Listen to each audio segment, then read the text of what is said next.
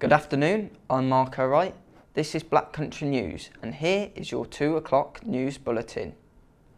4 children aged between 3 and 8 have died in a house fire in Stafford. 3 occupants did escape and their injuries are not believed to be life-threatening.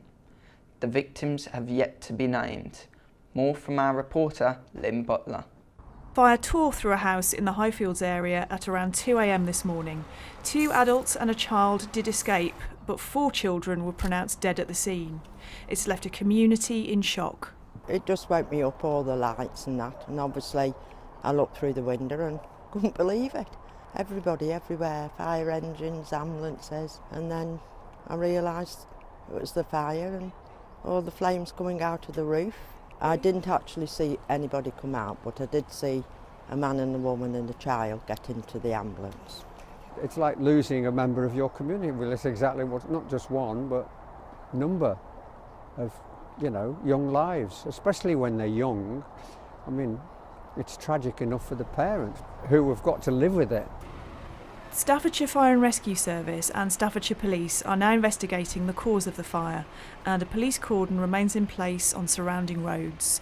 This is Lynn Butler for Black Country News in Stafford. Knife crime has become a national problem, says Assistant Police and Crime Commissioner Ashley Bertie. There have been over 200 knife offences reported to the West Midlands Police this year alone. Our reporter Anjali Khan spoke to Mr Bertie to find out more. I'm here in Wolverhampton today speaking to the public to ask them if they believe knife crime is a problem. With knife crime, haven't experienced it. Nobody in the with people who I know, but read in newspapers quite a lot of and heard that it's going one after another. It makes me scary to go to parks in the night time. The problem in this country, and the government has to step forward and do something about it. I also spoke to Ashley Bertie asking him what the police are doing to reduce this nationwide crime. Well, there are a number of different programmes and projects the police are engaging in to tackle knife crime. One of the main ones relates to knife bins. Knife bins are bins in which all people, if they have a weapon, whether it be a knife, a gun or other types of weapons, can deposit them in their bins, and the whole point being we'd much rather have them in our bins and off the street as opposed to being used against somebody and causing a potential fatality. We also are going into schools, talking to young people about the dangers of knife and gun crime. We know that disproportionately young people are both the victims and the perpetrators of violent crime, so we need to ensure that we talk to them in a forum in which they feel comfortable.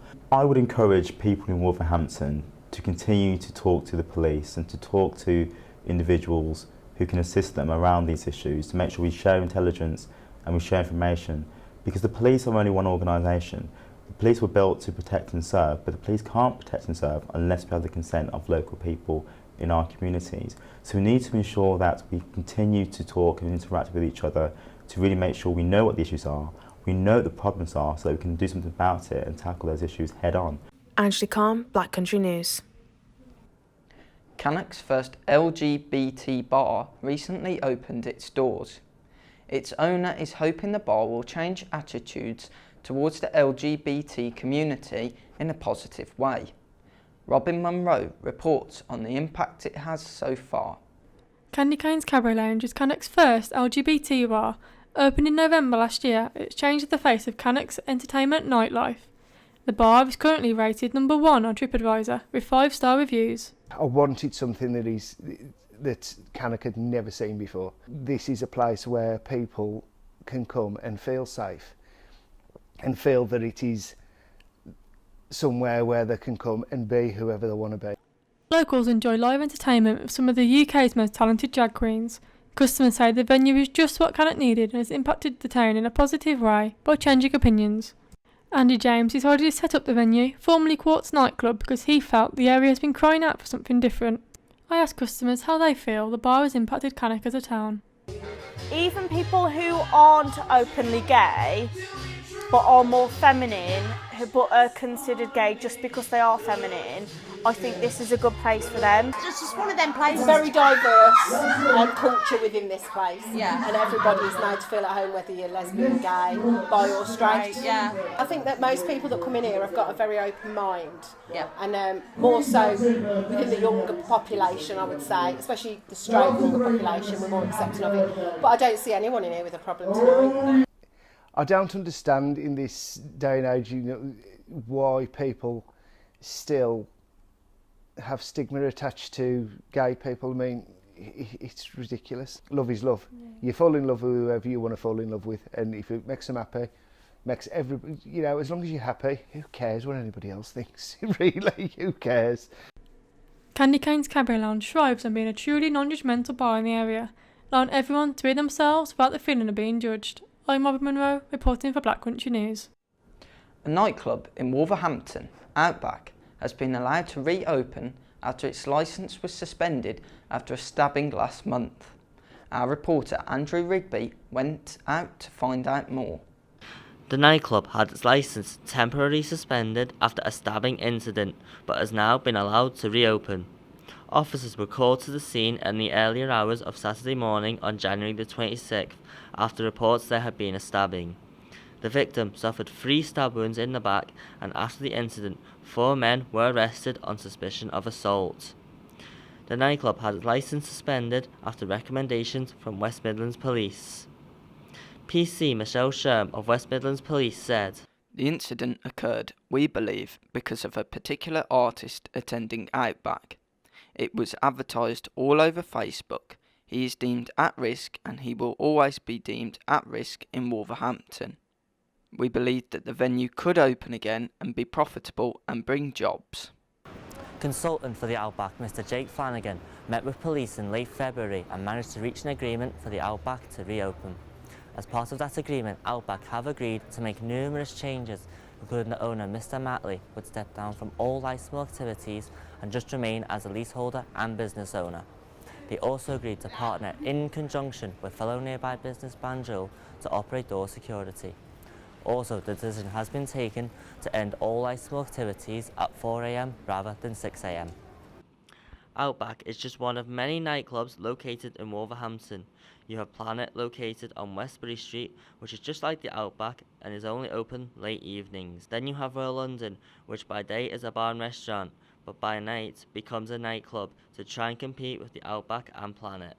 This is Andrew Rigby, Black Country News. In Wolverhampton's Bantock Park, a commemoration of World War I took place by planting an oak tree. Our reporter Hamza Zamir went on site to find out more.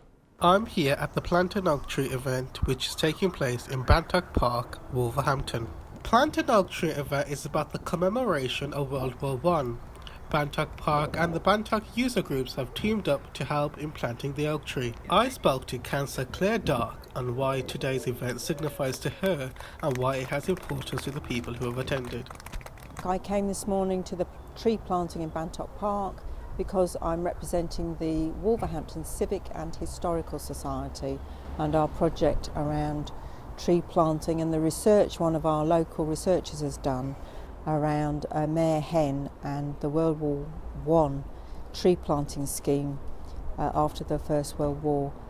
And it's been a really successful project, but part of that project was to discover that actually there were green spaces created and trees planted around the city as well in commemoration for the fallen soldiers, which is quite nice that a lot of those green spaces and the trees themselves have survived, and so we wanted to commemorate that by planting a new tree today. I'm an Army Reservist of 210 Battery, Royal Artillery. I also have an interest in World War I, especially after recently finding out that I've got a great uncle from Jamaica, which is my dad's side, who served in the British West Indies Regiment, World War I. And I was able to pay my respects to him last year. So when I saw a pop-up about the event for today of planting an oak tree to commemorate World War I felt that being a local lass as well, that I had to turn up and pay my respects. The successful event was funded by the National Lottery Heritage Grant, and it was well received by all despite the weather. Hamza Zamir. And now for the weather. It will stay dry today with patchy clouds. There will be some warm, sunny spells through the day and the wind will stay light. Maximum temperature reaching up to 17 degrees Celsius. That's all from me now. I'm Marco Wright. This is Black Country News.